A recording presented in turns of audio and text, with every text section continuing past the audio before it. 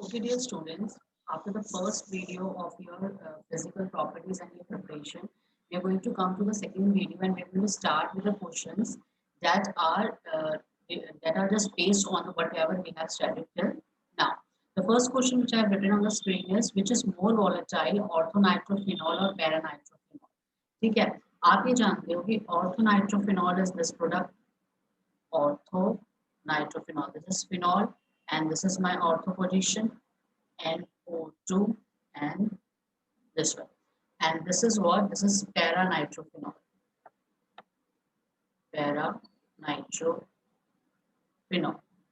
Now they are asking me which is more volatile. More volatile का मतलब ये हुआ कि कौन जल्दी पहले boil हो सकता है come back to their its vaporized state. ठीक है, जो इन दोनों में से अगर आप ध्यान से देखोगे तो ऑर्थोनाइट्रोफिनॉल और पैरानाइट्रोफिनॉल, आपको पता है paranitrophenol is much symmetrical and it is closely fit in crystal lattice. ठीक है, क्रिस्टल लैटिक्स में ये क्लोजली फिट हो जाता है, इसलिए इसको बॉईल करने में टाइम लगता है. ठीक है, इसलिए आप लोग क्या करोगे तो इसमें लिखोगे orthonitrophenol is most volatile than paranitrophenol due to presence of intramolecular hydrogen bonding. ठीक है, इसमें कैसी हाइड्रोजन बॉन्डिंग होती है? इंट्रामोलिकुलर हाइड्रोजन बॉन्डिंग होता है. और उससे भी अब एक रीजन ये आता है जो मैंने ऑलरेडी किया है कि जो आपका पैरानाइट्रोफिनॉल होता है वो सिमेट्रिकल होता है, क्लोजली फिट हो जाता है क्रिस्टल लैटिक्स में. ठीक है, तो उसको वोलेटाइल बनाना या उसको बॉयल करना आसान नहीं होता. तो दिस अगर आप इन दोनों में से आपसे कोई भी पूछा जाएगा तो you are going to say that orthonitrophenol is more volatile. अगर वो पूछेंगे स्टेबल कौन सा है, of course this is stable. ठीक है, now the next question that I am going to bring in front of you is the question that I'm having here. It is the question like propanol. Next question पे आते हैं. मैं भी वही questions करा रही हूँ जो हम लोगों ने अभी तक का जो बेसिक्स हमने सीखा है. Propanol has higher BP than butane. ठीक है. Now propanol is CH3 CH2 CH2OH. Butane is CH3 CH2 CH2 CH2 and again 1 2 3 4 sorry CH2 3. ठीक है, तो ये आपका ब्यूटेन है. अब अगर आप इन दोनों में डिफरेंस देखो तो प्रोपेनॉल में आपका OH ग्रुप है, हाइड्रोक्सिल ग्रुप है and it's a normal alkane. और आपको जब मैंने फिजिकल प्रॉपर्टी पढ़ाई थी लास्ट वीडियो में तो उसमें मैंने आपको बताया था the hydrogen bonding is the strongest bonding. ठीक है, strongest bonding we have.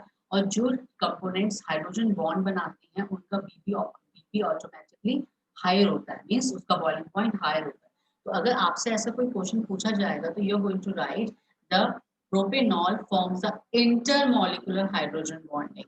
Intermolecular hydrogen bonding due to which it has more BP than the corresponding alkane. ठीक है, या ब्यूटेन और कंपैरेबल मास में, क्योंकि दोनों के मास में सिर्फ CH2 होमोलोगस का फर्क है, बहुत ज्यादा आपके मोलर मास का फर्क नहीं है. और सबसे बड़ी बात जो एच बॉन्डिंग है वो सबसे स्ट्रॉन्गेस्ट पाई गई है आपके प्रोपेनॉल. ठीक है, so this type of question can be asked. Now if I go with the third question that I have chosen from my book is your question like phenols do not undergo protonation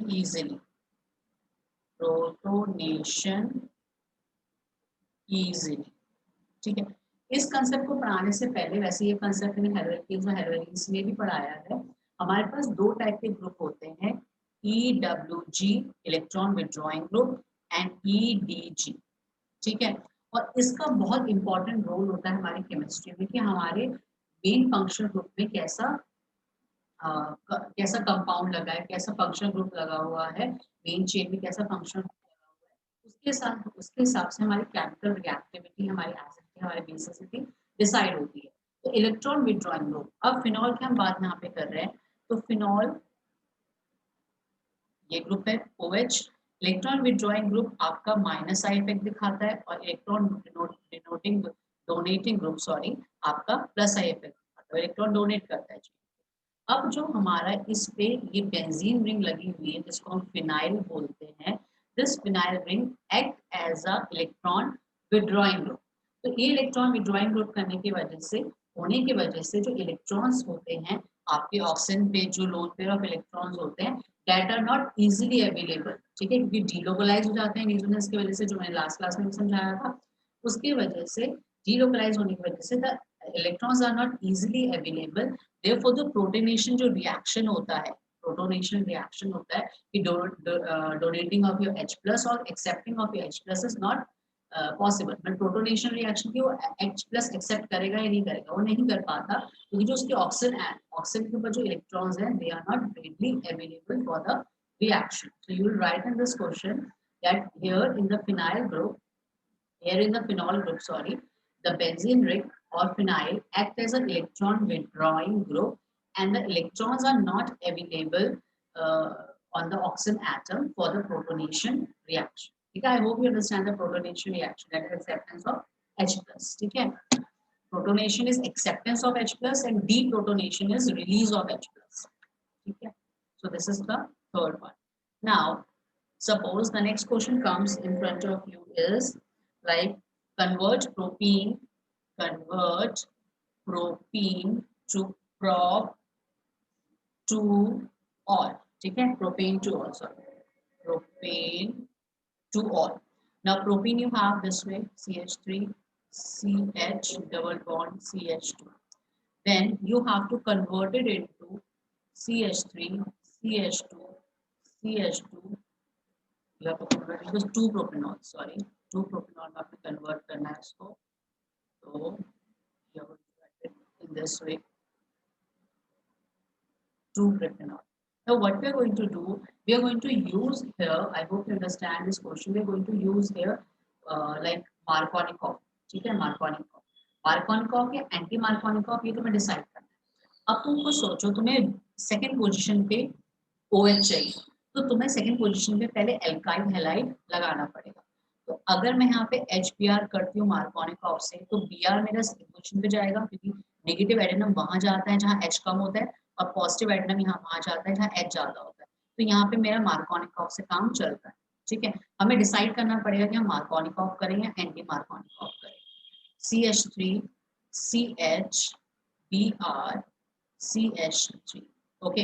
अब इसको यहाँ पे convert करना है, just put aqueous KOH, ठीक है। मैंने aqueous KOH का रोल पहले भी हेलोइल केस में बताया था कि आपका क्या करेगा, KBr निकल जाएगा, ठीक है, K and Br और ये OH यहाँ पे लग जाए। तो this is very common question that is asked in the boards and you should remember it, but आपको यही डिसाइड करना पड़ता है कि आप मार्कोनिकॉफ करोगे या एंटी मार्कोनिकॉफ करोगे। Okay, now the last question for this today for this video I am coming up कि हम लोग सिर्फ कुछ क्वेश्चंस मैं आपके सामने डिस्कस कर रही हूँ, rest are in the class. Now question number 5 we have like suppose why alcohols, next question is alcohols are more soluble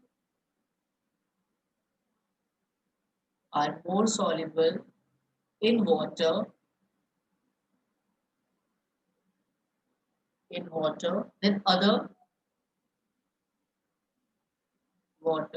than other hydrocarbons। अब ये ऐसा क्यों? मैंने हमेशा अपनी क्लास में फिजिकल प्रॉपर्टी समझाते हुए ये बताया है कि अगर आपका कोई बॉइलिंग पॉइंट के बारे में बात करता है, कोई सॉल्युबिलिटी की बात करता है, वहां पे रीजन सिर्फ एक ही होता है, H bond. There is only one reason, H bond. कि आप अफकोर्स अगर अल्कोहल सॉल्युबल है तो उसका एक ही रीजन है, because they are able to form intermolecular hydrogen bonding, therefore they are soluble। बस इसमें एक ही एक्सेप्शन होता है जो हमारे हेरोविल केस में था कि एल्काइल हैलाइड पोलर होते हैं बट फिर भी पानी में सॉल्युबल नहीं होते, बस एक यही एक्सेप्शन है। Otherwise we can go with this phenomena कि जो जो एच बॉन्डिंग बनाता है वो कंपैरेटिवली पानी में सॉल्युबल होता है, ठीक है। So these are all the reactions which some of the questions which I have discussed today. Now I'm going to move to the next one and that is your chemical reactions। अब chemical reactions जो होते हैं, ठीक है, they are divided into 3 parts। अब हम लोग क्या है, हमने पहले प्रिपरेशन पढ़ी, हमने फिजिकल प्रॉपर्टी पढ़ी, फिर मैंने आज कुछ क्वेश्चन से स्टार्ट करा आपका ये। अब हम लोग स्टार्ट करेंगे chemical properties of the reaction. आपको ये पता है कि chemical properties of the reaction में अल्कोहल में मेन जो फंक्शन ग्रुप है ये है OH, ठीक है। आप किसी भी एराइल या एल्काइल हैलाइड ग्रुप से ये जुड़ा हुआ है। अब इसमें 3 तरह की क्लीवेज हो सकती है, 3 तरह की केमिकल रिएक्शन हो सकते हैं। एक तो रिएक्शन ये हो सकता है कि क्लीवेज यहाँ से हो, ठीक है, सिर्फ H के साथ H आपका अपने रिएक्शन से बाहर चला जाए, आपके अल्कोहल से बाहर चला जाए और कोई नया सब्स्टिट्यूएंट आ जाए। दूसरा टाइप का रिएक्शन ये हो सकता है कि क्लीवेज यहाँ से हो जाए, पूरा ही OH आपका आउट हो जाए आपके मेन रिएक्टेंट से और कुछ नया प्रोडक्ट बने। तीसरा ये हो सकता है कि OH पूरा ही कन्वर्ट हो जाए, ठीक है, to some other functional group. Fine, तो हम लोग ये 3 कैटेगरी को पढ़ेंगे, क्लियर। तो फर्स्ट कैटेगरी जो हम लोग पढ़ने जा रहे हैं वो पढ़ रहे हैं, मेरे सामने लिखा हुआ है the cleavage of O and H bond, मतलब H will be out of this main reaction। जैसे आप देख सकते हो reaction with metals and react और रिएक्शन विद कार्बोक्सिलिक एसिड। आप देखोगे ये आपका अल्कोहल ग्रुप है, ठीक है, इसमें से आपने इसको सोडियम मेटल से रिएक्ट कराया, आप सोडियम मेटल से रिएक्ट कराओ, आप NaOH से रिएक्ट कराओ, आप Na2CO3 से रिएक्ट कराओ, these were the reactions also in class 10। आपने इसमें रिएक्ट कराया तो आपका क्या बनेगा, सोडियम ऑक्साइड रिएक्शन बनेगा। जैसे for example if I take C2H5OH and I react with Na, मैं मेटल से रिएक्ट कराती हूँ तो मेरे बनेगा C2H5ONa। इसका नाम क्या होगा, सोडियम इथॉक्साइड, ठीक है, इसका नाम होगा सोडियम इथॉक्साइड। ये तो आपका पहला रिएक्शन होगा, ठीक है। दूसरा इन्होंने रिएक्शन जो दे रखा है वो रिएक्शन दे रखा है एल्यूमिनियम के साथ। आपको पता है एल्यूमिनियम की 3 वैलेंसी होती है, aluminium 3 positive is a stable for aluminium, और यहाँ पे भी मैंने 3 मोल्स दिए हैं आपके अल्कोहल के, ठीक है। तो आपके क्या बना, टर्शी सॉल्ट बन रहा है एल्यूमिनियम का और हाइड्रोजन आपका आउट हो जा रहा है। बट हमारे बोर्ड्स के लिए ये वाला रिएक्शन ज्यादा इंपॉर्टेंट, ठीक है। तो आप कभी भी अगर जैसे आप फिनॉल को भी रिएक्ट कराते हो तो वो भी सोडियम फिनॉक्साइड बनाएगा, ऑक्साइड वर्ड जरूर आएगा क्योंकि यहाँ पे O का इन्वॉल्व है, ठीक है। आपने जो भी यहाँ जैसे आपका यहाँ पे CH3 है, ठीक है, और ONA आपका प्रोडक्ट बनता है तो आपका क्या होगा, आपका सोडियम मिथॉक्साइड, ठीक है। जितना भी आपका कार्बन होगा आप क्या वर्ड करोगे, सोडियम वर्ड ऐड करोगे और मिथॉक्साइड, इथॉक्साइड, प्रोपॉक्साइड व्हाटएवर, ठीक है, जो भी बने। और इनका काम क्या होता है, ये आगे वाले और काफी कंपाउंड्स को बनाने के लिए एक नॉर्मल डेरिवेटिव की तरह काम करते हैं।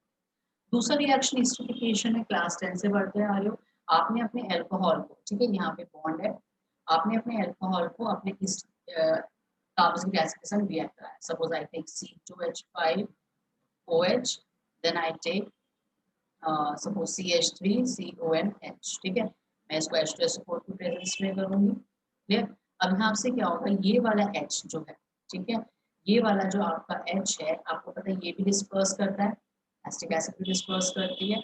अभी क्या करेगा, जो आपका ये वाला क्लीवेज है, ठीक है, this one, fine, this one, fine,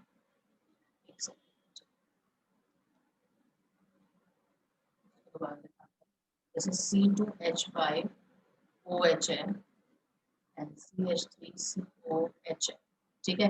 अब यहाँ क्या करेगा, ये जो अल्कोहल होगा ये आपका एसिड H को इन्वॉल्व करेगा, यहाँ से पूरा OH इन्वॉल्व, फाइन, यहाँ पे सिर्फ एक सिंगल H इन्वॉल्व नहीं हो रहा, OH पूरा इन्वॉल्व होता है, ठीक है।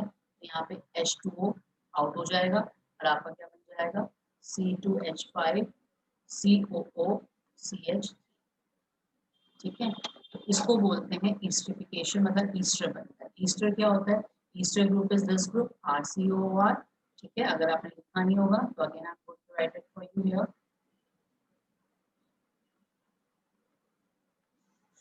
एसिड है ये अपना H देगी, ये पूरा अपना OH देगा, it is converted into C2H5COOCH3, ठीक है, एस्टर बन गया।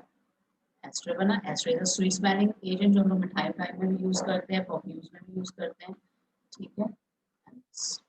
So this is the one more reaction, ठीक है। तो अगर आपका सिर्फ H की क्लीवेज आती है तो that is reaction with metal, इसमें OH की पूरी क्लीवेज आ रही है तो ये नेक्स्ट एस्टरिफिकेशन का एग्जांपल है, ठीक है। Now coming to next slide, reaction with Grignard reagent, a very important reaction again. Grignard reagent आप सब लोग जानते हो, RMGX formula follows the Grignard reagent, ठीक है। अब आपने प्राइमरी अल्कोहल के संग रिएक्ट कराया, अब यहाँ पे ओनली प्राइमरी अल्कोहल इसलिए लिखा है क्योंकि सेकेंडरी अल्कोहल और टर्शियरी अल्कोहल में थोड़ा स्टेरिक हिंड्रेंस का इफेक्ट आ जाता है, ठीक है। इस वजह से Grignard उसके बाद रेडी रिएक्ट नहीं कर पाता। अब यहाँ पे क्या होगा आपका, दिस विल टेक, ठीक है, this is going to take this group, alkane बन गया, and whole this one will be coming as an adduct. Adduct मतलब a byproduct that is very extra unstable, ठीक है। तो आपका एल्कीन बना, this is a very important conversion also. अगर आपने किसी अल्कोहल को आपका पर्टिकुलर एल्कीन में कन्वर्ट करना है तो ये रिएक्शन के अलावा आपको कोई और रिएक्शन हेल्प नहीं कर पाएगा। इस रिएक्शन को बहुत ध्यान रखना कि जैसे फॉर एग्जांपल सपोज मुझे बनाना है मीथेनॉल, सपोज मेरे को मीथेनॉल दे रखा है और मेरे को आपका इथेन बनाना है, तो बहुत इजी है। आप इसमें क्या करो, CH3OH ले लो, इसको C2H5 MgBr से रिएक्ट करा लो, ये वाला इसको लेके चला जाएगा तो बन जाएगा इथेन C2H6 और CH3O MgBr is an adduct और एन अनस्टेबल प्रोडक्ट। तो ये जितना रिएक्शन ये हेल्प करता है एक अल्कोहल को एल्केन में कन्वर्ट करने के लिए, और में ये तो वन स्टेप रिएक्शन था, और भी होते हैं बट वो काफी स्टेप्स या 2 to 3 स्टेप्स रिएक्शन होते हैं, ठीक है। तो ये Grignard reagent से था। हम दोबारा से इसको रिवर्स लेते हैं एक बार दोबारा से समझने के लिए, फाइन। तो एक आपने पढ़ा था, सबसे पहले आपने पढ़ा रिएक्शन विद मेटल पढ़ा था आपने सोडियम के साथ, फिर आपने एस्टरिफिकेशन पढ़ी, तो इस स्लाइड पे आपने Grignard reagent पढ़ा, ठीक है। Now moving to the next slide, chemical properties with the cleavage of CO bond, मतलब अब O से बॉन्डिंग टूटे, ठीक है, O भी आपका इन्वॉल्व होगा रिएक्शन। अब इसके लिए सबसे इंपॉर्टेंट रिएक्शन क्या है, आपको सबसे पहले ये रिएजेंट्स ध्यान रखना। कौन से रिएजेंट्स दिखा रही हूँ, PCl3, PaCl5 एंड SOCl, ये मेन है, इन तीनों को भी ध्यान रख लोगे चल जाएगा। आप कोई भी अल्कोहल ले लो, ठीक है, उनमें इन तीनों को डाल दो 1 by 1, ठीक है। अगर किसी इन तीनों में से किसी एक को डाल दो, सॉरी ना, किसी भी तीनों में से किसी एक को डाल दो, तो आपका मेन प्रोडक्ट आपका क्या बनेगा, एल्काइल हैलाइड। और अगर आप PCl3 डालोगे तो आपका प्रोडक्ट बाय प्रोडक्ट निकलेगा H3PO3। अगर आप PCl5 डालोगे तो POCl3 निकलेगा। और अगर आप thionyl, what is this is called, this is called thionyl chloride, ठीक है, थायोनिल क्लोराइड बोलते हैं इसको, बहुत इंपॉर्टेंट है, इस पे क्वेश्चन भी आता है जो मैं बताऊंगी, तो उसको ध्यान रखना इसके नाम को। तो SOCl2 की संग रिएक्ट कराओगे तो भी देखो प्रोडक्ट सेम बन रहा है, आप ये देखोगे मेन प्रोडक्ट सब में सेम बन रहे हैं, बस बाय प्रोडक्ट क्या है, अलग अलग है। अगर मैं दोबारा इसको दिखाती हूँ तो देखो PCl3, PCl5 और SOCl2, इसको भी अभी मैं करवाऊंगी। इसमें आप क्या करोगे, आपके जो मेन प्रोडक्ट्स बन रहे हैं देखो सेम बन रहे हैं, एल्काइल हैलाइड बन रहा है, बस आपके जो बायो प्रोडक्ट्स हैं वो क्या है, डिफरेंट, ठीक है, मेन प्रोडक्ट नहीं। मतलब आप ये कह सकते हो कि आप एल्कोहल को कन्वर्ट कर रहे हो एल्काइल हैलाइड, अल्कोहल कन्वर्ट कर रहे हो एल्काइल हैलाइड में, और आपके ये काम है। अब इसमें से क्वेश्चन कैसे आता है, क्वेश्चन तो समझ में आ रहा है, रिएक्शन का होप समझ में आ गई होगी, लेकिन मेन आपका जो क्वेश्चन इसमें से आता है कि among PCl3, PCl5, SOCl2 is preferred for the reaction to convert alcohol to alkyl halide, ऐसा क्यों। अब SOCl2 को अगर आप देखोगे तो उसके जो बाय प्रोडक्ट्स हैं, इसके जो बाय प्रोडक्ट है वो गैसियस है, ठीक है, तो वो आराम से एटमॉस्फेयर में चले जाएंगे, तो जो भी आपको एल्काइल हैलाइड मिलेगा that will be of pure state. मैं दोबारा रिपीट कर देती हूँ कि we prefer thionyl chloride in among all these three because the byproduct of this reactions are gaseous, ठीक है। अभी देखो इसमें भी आपको क्या है, ये दोनों गैसियस नहीं होते, ठीक है, they are somewhat mixed with the product, तो हमें फ्रैक्शन डिस्टिलेशन करना पड़ता है। बट ये जो होता है SO2 and HCl, या द गैसियस प्रोडक्ट। और जब ये इन्वायरमेंट में बाहर निकलते हैं तो आपको प्रॉपर प्योर आपका एल्काइल हैलाइड मिल जाता है। तो इन तीनों में से हम लोग SO को ही प्रेफर करते हैं, ठीक है।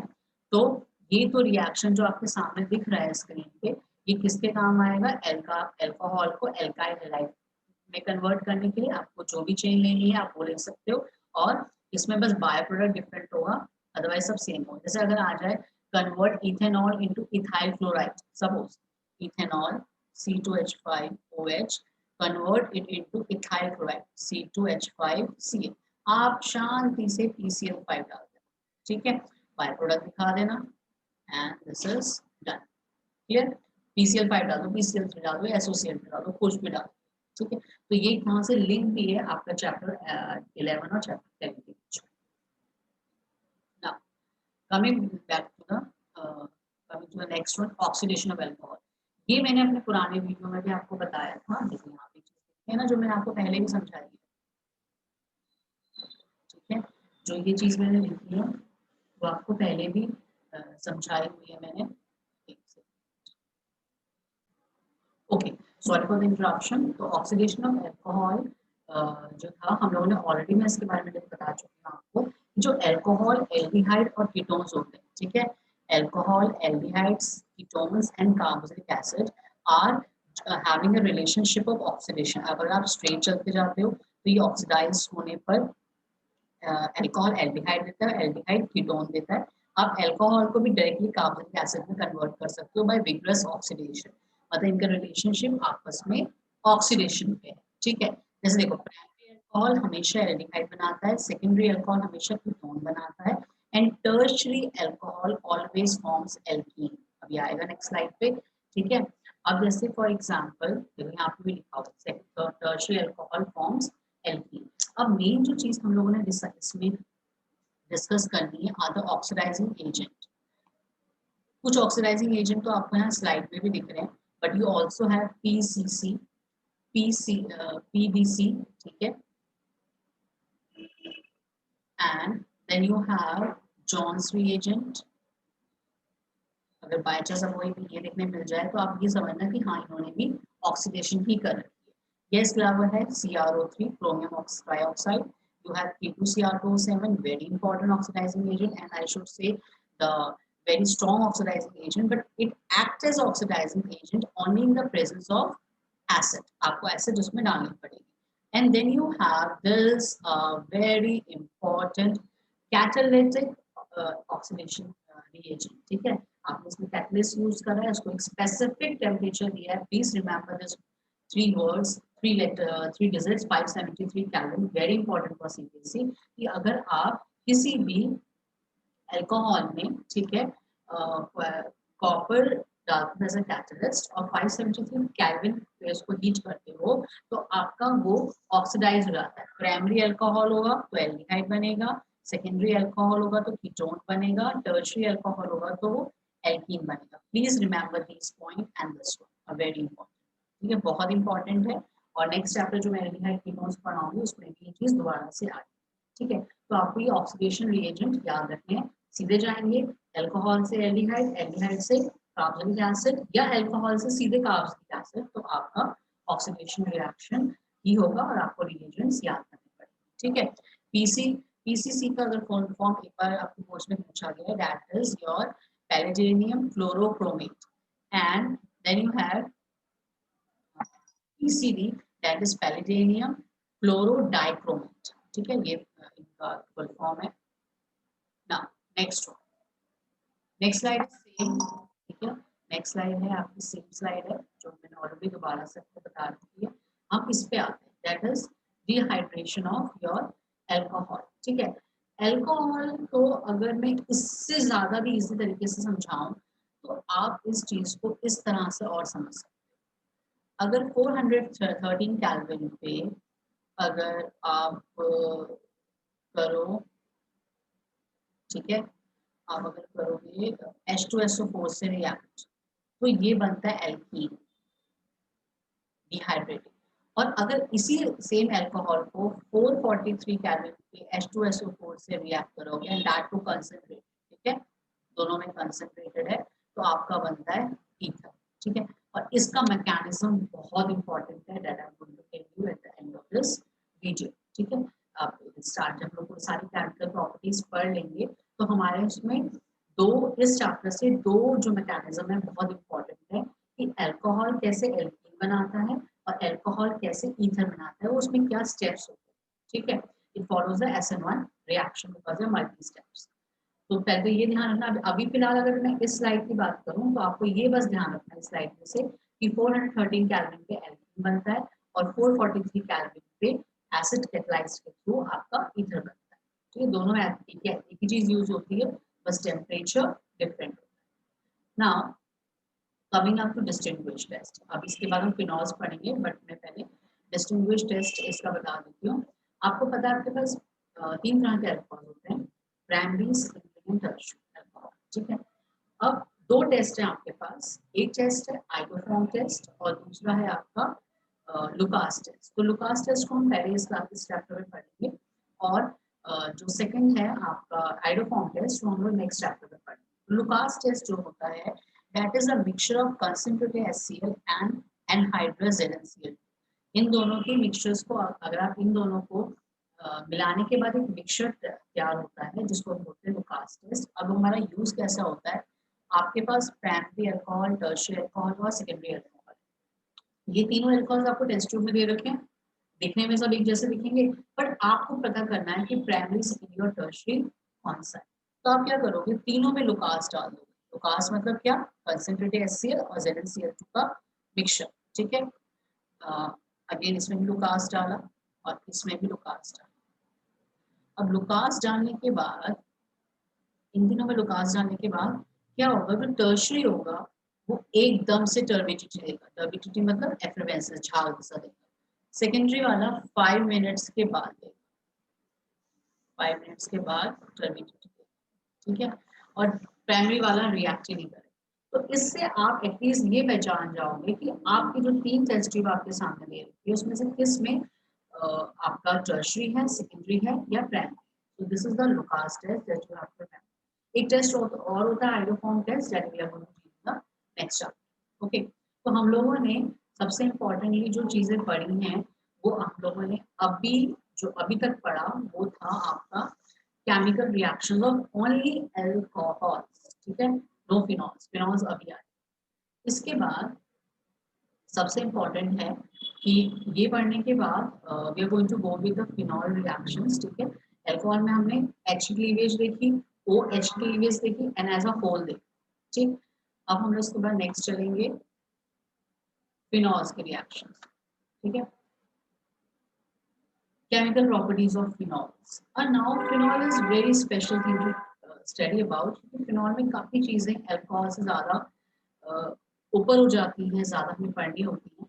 क्यों, आपको ये पता है कि जो OH ग्रुप होता है, ठीक है, that on benzene increases the electron density on the benzene ring, making it more susceptible to attack of an electrophile। जो हमारे में हम लोगों ने पहले भी लास्ट चैप्टर में पढ़ा है कि haloalkanes are gives the nucleophilic reaction and haloarenes gives the electrophilic reaction। तो मेन फंडा इसके बीच में कुछ नहीं होता, मेन फंडा इसमें होता है ये रेजोनेंस जो आपको ये सामने नीचे दिख रही है, ठीक है। ये जो रेजोनेंस होती है, जो ऑक्सीजन एटम होता है वो अपना इलेक्ट्रॉन यहाँ पे डोनेट करता है, ठीक है। पार्शियल डबल बॉन्ड बनता है, ये सारे देखो ये रिंग्स आपस में दोबारा से इलेक्ट्रॉन जो होते हैं वो पूरी रिंग पे डीलोकलाइज हो जाते हैं, फाइन, पूरे रिंग पे देखो डीलोकलाइज हो रहे हैं, ठीक है। इस इलेक्ट्रॉन डीलोकलाइज होने की वजह से जो बेंजीन रिंग होती है वो इलेक्ट्रॉन रिच साइड बन जाती है और जो इलेक्ट्रॉन लवर्स होते हैं like electrophiles Cl negative and other compounds, some other species, they attack over the benzene ring। वो यहाँ पर नहीं आता है, यहाँ पे अटैक होने नहीं आता क्योंकि जो इसके इलेक्ट्रॉन थे वो तो पूरी रिंग में क्या हो गए, डीलोकलाइज हो गए। तो जब जो भी इलेक्ट्रोफाइल आएगा वो इस रिंग पे, सॉरी पॉजिटिव से दिखाऊंगी, जो भी इलेक्ट्रोफाइल आएगा वो इस रिंग पे क्या करेगा, अटैक करेगा, ठीक है।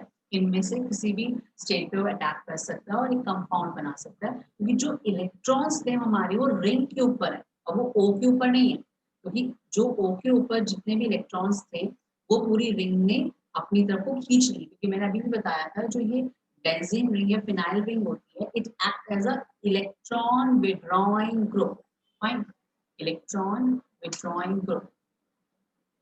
ये वाली जो बेंजीन रिंग होती है ये इलेक्ट्रॉन विड्रॉइंग ग्रुप की तरह रिएक्ट करती है। तो ये जो ऑक्सीजन के ऊपर जो लोन पेयर होता है उसको क्या कर लेगी अपनी तरफ से, खींच लेगी, और जब खींच लेगी तो क्या हो जाएगा, वो इलेक्ट्रॉन सारे इस बेंजीन रिंग में अटैच हो जाएंगे, और इस बेंजीन रिंग में अटैच होने की वजह से जो भी इलेक्ट्रोफाइल होगा, मतलब जो खुद पॉजिटिव होगा उसको नेगेटिव इलेक्ट्रॉन चाहिए होंगे, वो इस पे अटैक करेगा। इसलिए हम कहते हैं कि जो फिनॉल्स होते हैं वो इलेक्ट्रोफिलिक सब्स्टिट्यूशन रिएक्शन देते हैं, फाइन। और सबसे इंपॉर्टेंट चीज एक और भी है जो मैंने यहाँ पे लिखी हुई है कि डीलोकलाइजेशन होने की वजह से ऑर्थो, पैरा एंड ऑर्थो पर इलेक्ट्रॉन डेंसिटी इंक्रीज हो जाती है। इसलिए जो आपके OH ग्रुप होता है it act as ortho para directing. Ortho para directing का मतलब क्या हुआ कि जब इस पे इलेक्ट्रोफाइल कोई आएगा, एक ऑर्थो कंपोनेंट बनेगा और एक पैरा कंपोनेंट बनेंगे, दोनों कंपोनेंट्स बनेंगे इसके साथ, ठीक है, जो हम विभिन्न रिएक्शंस में देखेंगे। तो इस स्लाइड में आपने ये समझना है कि फिनॉल्स आपके इलेक्ट्रोफिलिक सब्स्टिट्यूशन रिएक्शन देते हैं due to resonance and delocalisation, और दूसरा because of this delocalization the electron density get rich over the ortho and para position. आप देख सकते हो ऑर्थो और पैरा पे ही आपको इलेक्ट्रॉन्स नेगेटिव नेगेटिव साइन दिख रहा है, मतलब इलेक्ट्रॉन डेंसिटी वहां पर रिच है। तो आने वाला जो इलेक्ट्रोफाइल्स होगा वो मेटल पे थोड़ी रिएक्ट करेगा, वो किस जगह पे अटैक करेगा, ऑर्थो और para. So this is the first part that you have to understand.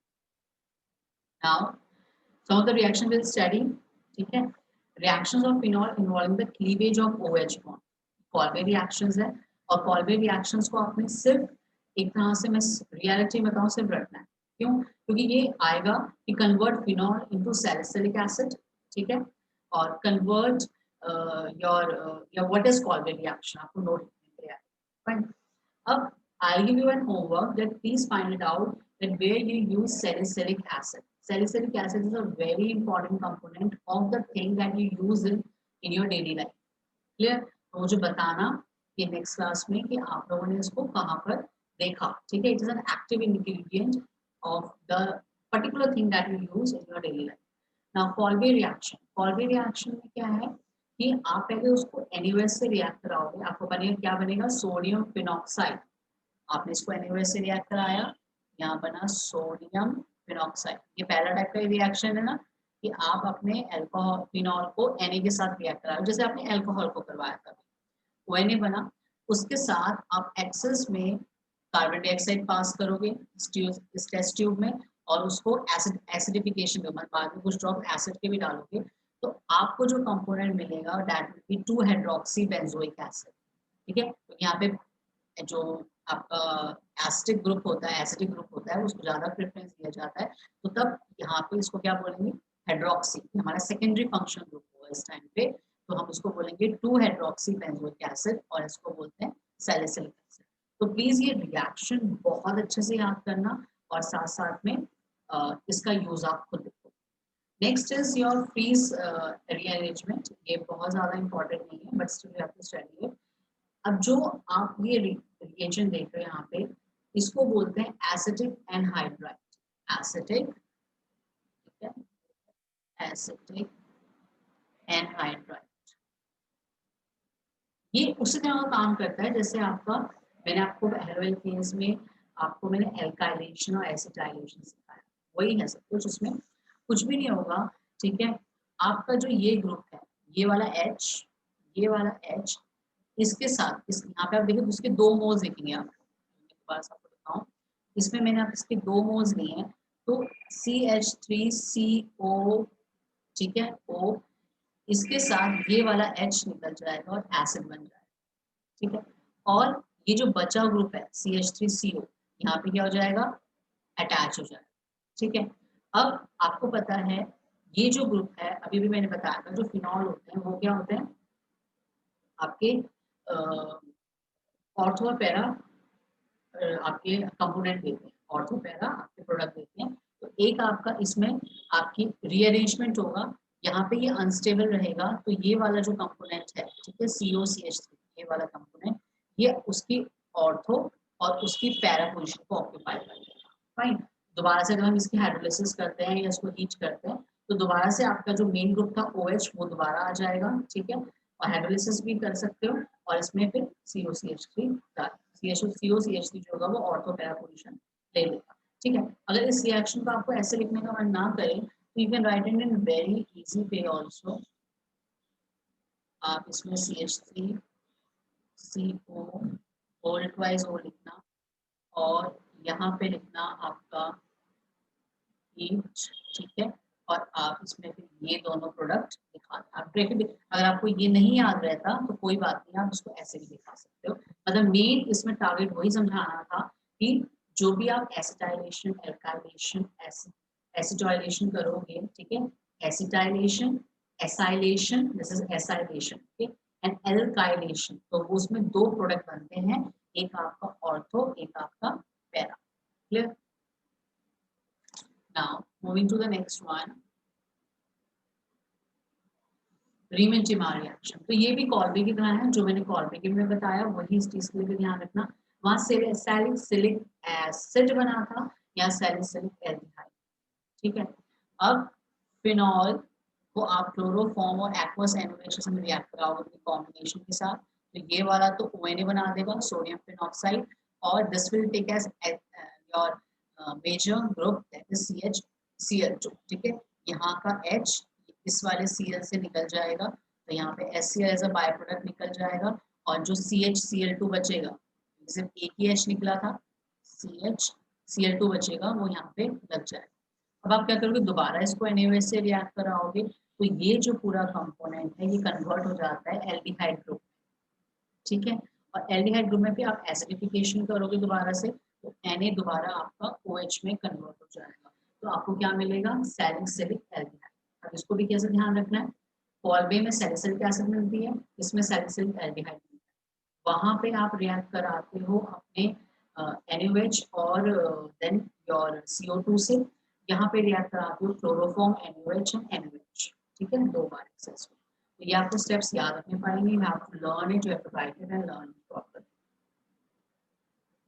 Now acetylation, अभी भी थोड़ी देर पहले हम लोगों ने एसाइलेशन करी थी, ठीक है, एसिटिक क्लोराइड डाला है आपके, तो इसमें क्या बना आपका, HCl निकल गया और COCH3 टच हो गया। इसमें देखो, अब बोलोगे मैम इसमें ऑर्थो पैरा प्रोडक्ट क्यों नहीं बने, क्योंकि मैंने इसमें कोई और रिएजेंट नहीं डाला है, मैंने इसमें Al3 AlCl3 डाला, स्टेप बाय रिएक्शन नहीं करा, डायरेक्ट इसमें क्या करा है मैंने, एसिटाइल क्लोराइड डाला है, ये वाला H इस वाले Cl को लेके आउट हो गया, HCl as a by product बन गया और COCH3 यहाँ पे लग गया। अब आप बोलोगे मैम यहाँ पे तो आपने दो प्रोडक्ट ऑर्थो पैरा में लिखा है, क्योंकि मैंने डायरेक्ट एल्काइलेशन करी है, ठीक है, एसिटाइलेशन करी है, मैंने किसी भी एनहाइड्रस AlCl3 या एनहाइड्रस FeCl3 का रोल नहीं लिया है। अगर मैं यहाँ पे एनहाइड्रस FeCl3 या कुछ डालती तो मेरे यहाँ पर भी दो ऑर्थो और पैरा प्रोडक्ट, एक ऑर्थो और एक पैरा जो कंपोनेंट है वो बनता, लेकिन मैं डायरेक्ट एसिटाइलेशन करी है, ठीक है, तो इसमें ये हो रहा है। लेकिन अगर आप यहाँ पर आप लिख देते एनहाइड्रस AlCl3, तो यहाँ पर भी आपको ऑर्थो और पैरा प्रोडक्ट मिलते, इस चीज में कंफ्यूज मत कर। Now next is nitration, very easy. Nitration में क्या करना है, डायरेक्ट HNO3 डालोगे तो एक बार ऑर्थो एक बार पैरा, फाइन। वो यूरिन नाइट्रेशन आपको पता है, आप डायरेक्ट HNO3 में करते हो या फ्यूमिंग HNO3 में करते हो, तो अब इसी की जो एक देखो, डायरेक्ट HNO3 डाला, ध्यान रखना, डायरेक्ट HNO3 डाला तो ऑर्थो और पैरा बना है, क्लियर। लेकिन इसके साथ ही अगर मैं कंसंट्रेटेड नाइट्रिक के साथ करूँ, ये बहुत इंपॉर्टेंट रिएक्शन है, इसको बहुत ध्यान रखना अपनी CBSE के लिए, ठीक है। हम इसको TNT भी बोलते हैं, ये एक तरह का एक्सप्लोजिव होता है, बॉम्ब्स में यूज होता है।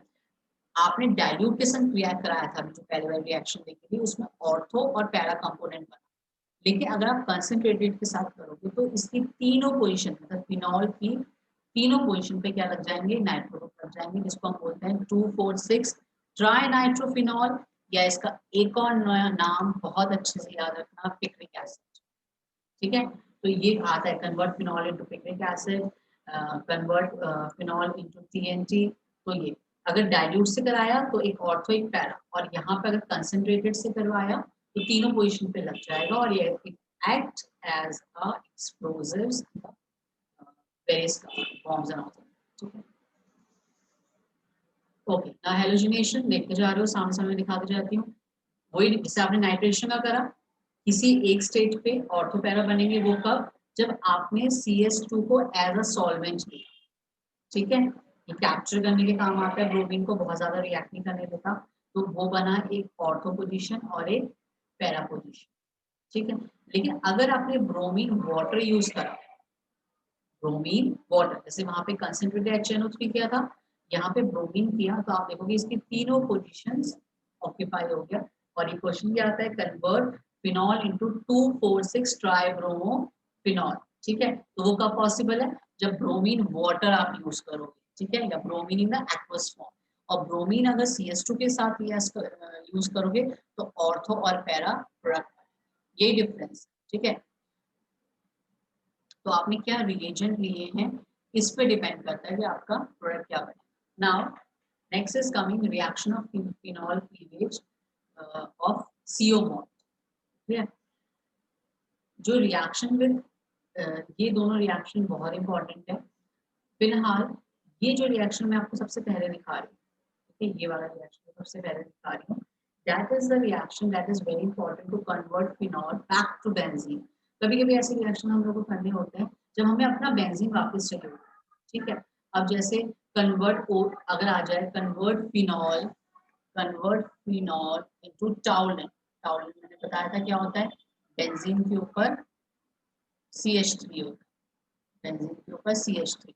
तो अब अगर मुझे टाउलिन बनानी है तो मुझे अपना बेंजीन बिल्कुल नॉर्मल, अपना बेंजीन वापस चाहिए होगा, तभी मैं इसकी एल्काइलेशन कर सकूंगी, CH3Cl डाल सकूंगी, तो HCl निकल जाएगा और CH3 लग जाएगा। तो बहुत सारे ऐसे रिएक्शंस होते हैं जिसमें फिनॉल से हमें बेंजीन वापस चाहिए होता है। तो हमें क्या, बस हमें ये रिएक्शन तो बहुत ही इंपॉर्टेंट याद रखना है कि फिनॉल पे जिंक डालने पे जिंक एज अ क्लीवर काम करता है, क्लीवेज का काम करता है, और वो वापस हमारे को अपना बेंजीन दे देता है, फिर हमें जो रिएक्शन करनी है हम कर सकते हैं, ठीक है। नेक्स्ट है रिएक्शन विद एमोनिया। आप NH3 डालो एनहाइड्रस ZnCl2 की प्रेजेंस में, तो आपका क्या बन जाएगा, aniline. This is very important component, क्योंकि हम इसका पूरा चैप्टर पढ़ेंगे एल्डिहाइड के बाद, जो हमारा अमाइंस चैप्टर है पूरा एनिलीन पे बेस्ड है। तो अल्कोहल से भी आप एनिलीन बना सकते हो। आप क्या करोगे, सिर्फ इसको अमोनिया से रिएक्ट करा दो, अपना एनहाइड्रस ZnCl2 सॉल्ट डाल दो, जो act as a Lewis acid carrier की तरह काम करता है, और वो एनिलीन में कन्वर्ट। कुछ रिएक्शंस तो आपको याद करने ही पड़ेंगे, ठीक है। So this was all. अभी हमारे एक मैकेनिज्म बचा है that we are going to do.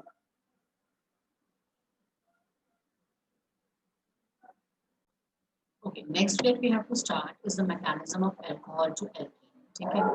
तो इसके मैकेनिज्म का मतलब क्या होता है कि हम लोग कैसे दिखा सकते हैं कि हमारा अल्कोहल स्टेप बाय स्टेप कैसे एल्कीन में कन्वर्ट होता है। Suppose I take an alcohol C2H5OH, ठीक है, and it is in the presence of acid. तो आपका क्या होगा, यहाँ पे एसिड अटैक करेगा आपके ऊपर, इसके आपके अल्कोहल के ऊपर, ठीक है। H2SO4 है, आपने एसिड अटैक करा है, यहाँ बनेगा C2H5। ये चीज यहाँ पे इसके ऑक्सीजन एटम्स के इलेक्ट्रॉन्स पे अटैक करेगी, यहाँ पे अटैक करेगी, ये सबसे फास्ट स्टेप होता है। तो ये बनेगा C2H5OHNH। This will be N unstable product, ठीक है। ये तो इसका फर्स्ट रिएक्शन हो गया, इनिशिएशन की स्टेप 1। फाइन, स्टेप 1 कि आपका रिएक्शन स्टार्ट कैसे हो। अब रिएक्शन जब स्टार्ट हो जाता है, इसके बाद क्या होता है कि ये जो H+ ये जो प्रोडक्ट होता है, ये काफी आपका अनस्टेबल होता है, काफी जो प्रोडक्ट होता है अनस्टेबल होता है। तो ये क्या करता है, इसमें से this as a water eliminate हो जाता है, ठीक है। सेकंड स्टेप, C2H5 है, यहाँ OH है, यहाँ H है, यहाँ पे H है, ठीक है। ये स्लो स्टेप होता है, इसमें ये चीज काफी बल्कि होती है और ये एलिमिनेट हो जाती है एज अ वाटर। तो आपके पास बन जाता है C2H5 पॉजिटिव प्लस H2, ठीक है। अब ये स्टेप नंबर 2 हो गया। ना स्टेप नंबर 3 में क्या होता है, C2H5 को मैं ऐसे लिख सकती हूँ, CH3 single bond CH2 positive, ऐसे लिख सकती हूँ। अब इसको एल्कीन बनाने से रोकने के लिए सिर्फ ये एक हाइड्रोजन मुझे परेशान कर रहा है, ठीक है, तो ये एल्कीन में कन्वर्ट हो सकता है, तो हम यहाँ पे लिख कर देंगे डीप्रोटोनेशन, मतलब जो H है वो एलिमिनेट हो जाएगा और ये बन जाएगा CH2 डबल बॉन्ड CH2, अपने आप को स्टेबल कर। सो अगर आपसे कोई मैकेनिज्म मांगता है अल्कोहल को एल्कीन में कन्वर्ट करने का, आप उसमें एसिड रिएक्ट कराइएगा, ठीक है, एसिड की वजह से जो ऑक्सीजन एटम्स होता है उस पर ये H+ आपका रिएक्ट कर जाएगा, बट एज एन ये एलिमिनेट हो जाता है एज एन H2O, फिर डीप्रोटोनेशन मतलब एक और H एलिमिनेट होता है और आपका बन जाता है एल्कीन। अगर इसी के साथ आपका आ जाए convert or yeah, write the mechanism of converting alcohol to your ether, alcohol to your ether, ये भी एसिड कैटलाइज्ड होता है, एसिड की प्रेजेंस में होता है। तो अब दोबारा से ये एग्जांपल लेते हैं, C2H5OH है, इसमें एसिड अटैक करेगी C2H5OHH। अब प्रॉब्लम ये है कि मैंने इसको एल्कीन में कन्वर्ट नहीं करना, मैंने इसको ईथर में कन्वर्ट करना है। You know the formula of ether is ROR, ROR ये ईथर होता है, तो ROR में कन्वर्ट करने के लिए मुझे एक एल्काइल ग्रुप और चाहिए, मैं क्या करूँगी, C2H5 मेरा ये प्रोडक्ट बना है, ठीक है, इस पे मैं जो अपना एक प्रोडक्ट बनाऊंगी, ठीक है, या जो एक रिएक्टेंट डालूंगी, that will be a different, okay, सबसे पहले हम डिफरेंट प्रोडक्ट डालेंगे, फिर हम लोग क्या करेंगे, सबसे पहले तो वही मैं काम कर लेते हैं, जो वाटर होगा वो एलिमिनेट हो जाएगा एज एन H2O। अब जो ये मेरा प्रोडक्ट बना है सेकंड स्टेप में, जो मेरा पहले वाले मैकेनिज्म में भी बना था, उसको मैं दोबारा ही अपने ही दोबारा अल्कोहल से रिएक्ट कराऊंगी, जो भी मुझे एल्काइल चाहिए मैं उससे रिएक्ट करा सकती हूँ। तो मैं बनाऊंगी C2H5O, यहाँ पे मैं बॉन्ड रही हूँ, यहाँ पे H, इसको मैंने इसी वाले प्रोडक्ट से यहाँ पे रिएक्ट कराया, ठीक है। Of course, this is an positive species which is going to attack on the negative one. तो ये आएगा C2H5O and here is C2H5 और ये जो वाला H था वो मैंने यहाँ पे लिखा दिया, ठीक है। अब ईथर मेरा बन चुका है, देखो ROR बन चुका है, लेकिन एक स्टेप और इसमें है, दैट इज C2H5OH, C2H5, इसमें मैं क्या करूंगी, डीप्रोटोनेशन, ठीक है, तो मेरा ये H निकल जाएगा और मेरा क्या बन जाएगा, ईथर, ठीक है।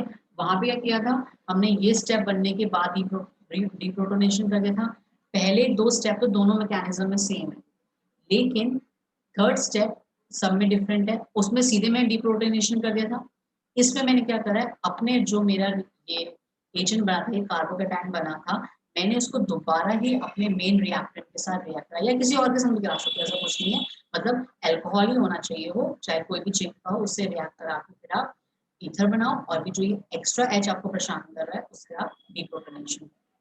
So this was all about your alcohol, children. ठीक है, we'll be discussing the questions in our class, and then the left part is a very small part, that is ether that we will do. Okay.